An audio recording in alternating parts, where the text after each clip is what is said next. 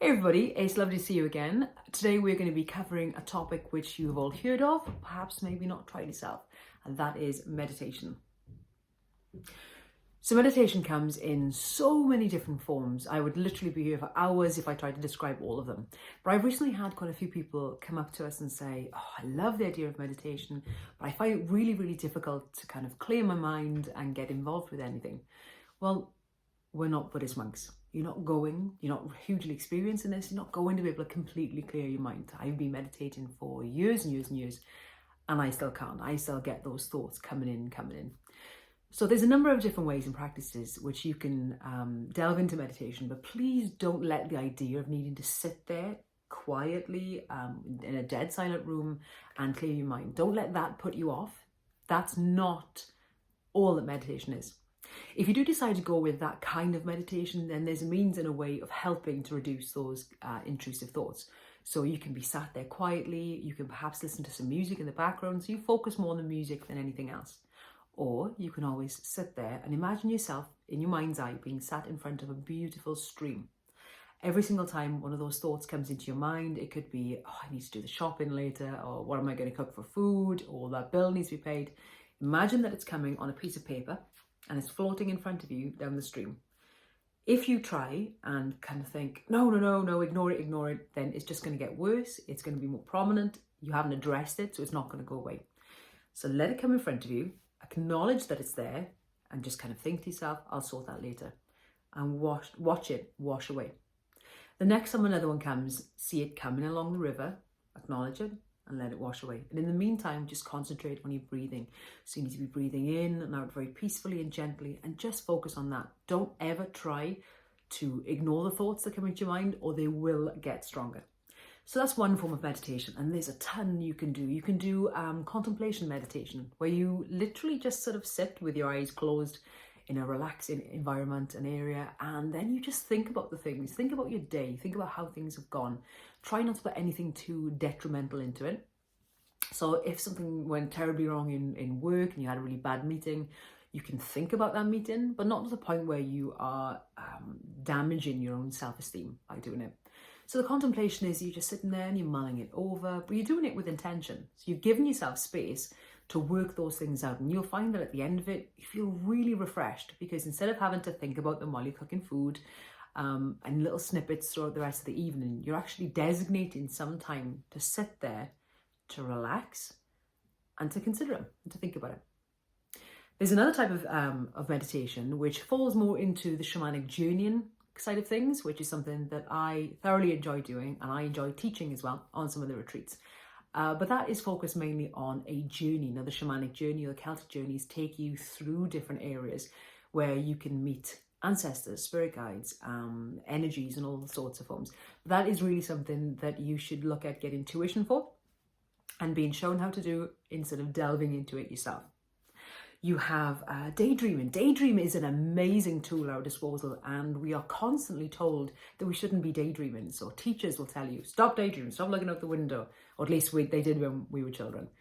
And parents, we do the same thing. I found myself kind of doing it. I've actively had to stop, because you try to snap them out of the daydream all the time. But daydreaming is a fundamental part of your brain's development. It needs to happen. So actually, if you can commit to giving yourself 5-10 minutes, if you can do 10 minutes, that's incredible. Put your timer on your phone, move it out of the way so you're not tempted to kind of glance at it. Get yourself a cup of tea or a coffee, sit down and just stare at the window. Just daydream, allow your brain to relax, allow it to process any thoughts that it fancies, and that in itself is a form of meditation. Now, you also have walking meditations, so you don't have to be sat still or in a quiet place in the house. If you want to go out to walk the dog, or if you want to walk through the forest, it's a form of Shinrin-yoku or forest bathing, and just wander carefully. Keep your phone away. You know, if you do have to have it on you, then keep it on silent or just on vibrate, so it doesn't actually actively disturb your process.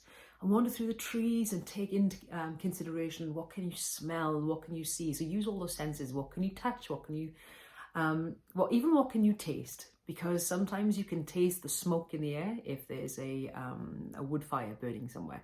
So think about all these different things, and it's a really, really therapeutic meditative process. It's also sometimes called omen walking. Take notice of the different things. What birds can you see? What symbols might the clouds have created? There's lots and lots of different there's different topics and different aspects of a walk that can come up, and they have huge symbolism as well. So you can actually Google that after and find out, saying, I saw a buzzard come across. It's really unusual to see one in this specific place. Well, if you Google that, the spiritual or the symbolic meaning of the buzzard, then you'll find that it's trying to tell you that maybe you should take yourself out of a situation and look at it from above. So that kind of lofty perspective allows you to kind of soar, look down, and only go in, only take action when you know you can see the full picture. So it's actually surprising how many different types of symbols and signs there are, and how many the universe gives us. You can do some metta meditation. Now I'm hoping to upload a metta meditation here as well, but in fact, I may already have done. But you can also find that anywhere else on YouTube, or you can just Google it. Metta meditation comes from meaning loving kindness. And that is a wonderful meditation where you go through a process of saying mantras. On retreats, I like to use the mantras.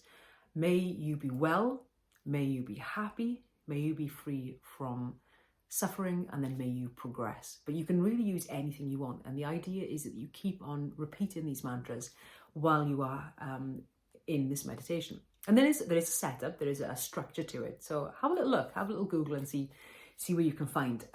You also have mantra meditation. Again, you can sit there with a mantra in your head and you can just repeat it over and over and over again. And that repetitive motion will take you into that almost trance-like meditative state in itself.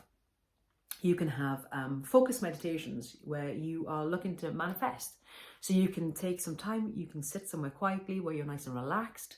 You can focus on something specific. Now, if we look at things like manifestation is a huge area in itself. And if you are going to say, I'm trying to manifest winning the lottery, it's not going to happen, because your manifestation, that's an outside aspect. Now, manifestation is all about you generating and being able to create your own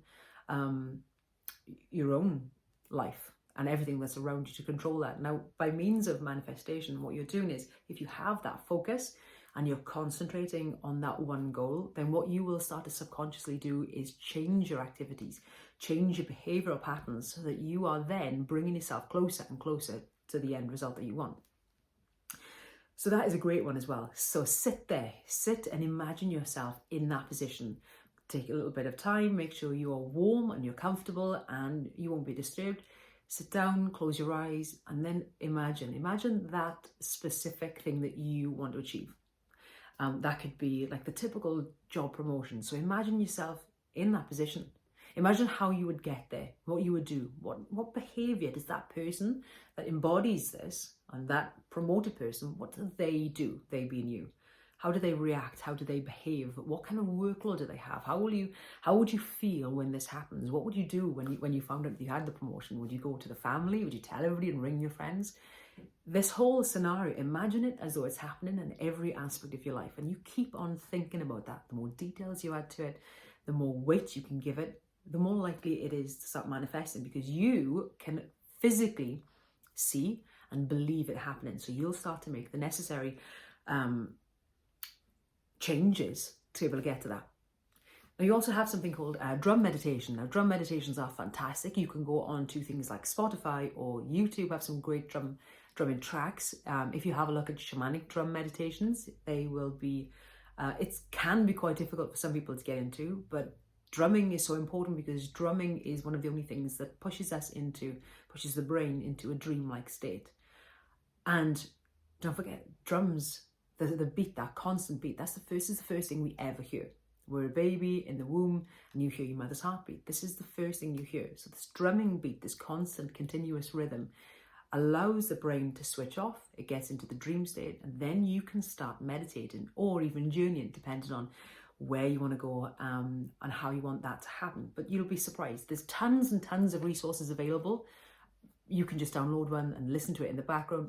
It can sometimes feel a little bit difficult because you're concentrating a lot on a heavy sound.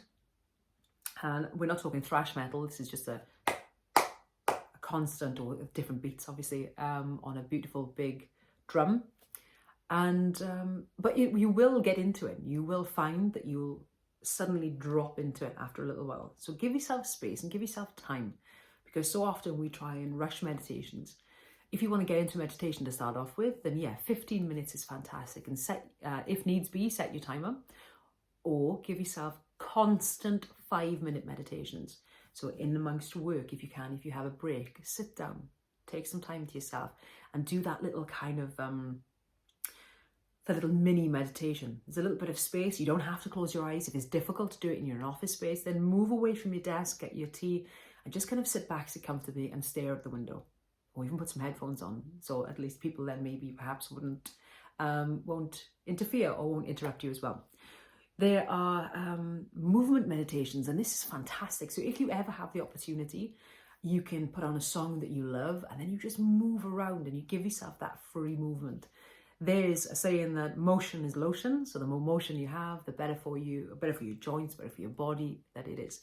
And the more you can do that, pop your song on, perhaps in the morning, in the evening. Don't dance or move where you think it needs to look good, because nobody is watching. And what you need to be doing is move your wrists, move your elbows, move your arms, move your legs, anything that gives you that fluidity and that sense of just being able to completely express yourself. I had so many different types that I really wanted to kind of cover everything. But yeah, I mean, that's pretty much all I'm going to say for this time. So I want to keep it as close to 10 minutes as is possible. But the point is, there are meditations where you can sit down, you can sit peacefully and try and clear your mind. There's walking meditations, there's standing meditations, which you'll find in Qigong and Tai Chi. There are drumming meditations and dancing meditations. There's journeying and daydreaming. There are so many different types. So when somebody says to me, I can't meditate, or I find it difficult to meditate, then I'm always asking, which one? Which one are you having difficulty in meditating, in delving into? Because there are so many types. So I hope this has given you a little bit of food for thought. If you want any other information, please by all means comment below or send me a message and get into it. Get into meditation. And if for nothing else, just sit and allow your brain to daydream, because it's so important that we can all switch off from time to time. Have a fantastic day. Namaste.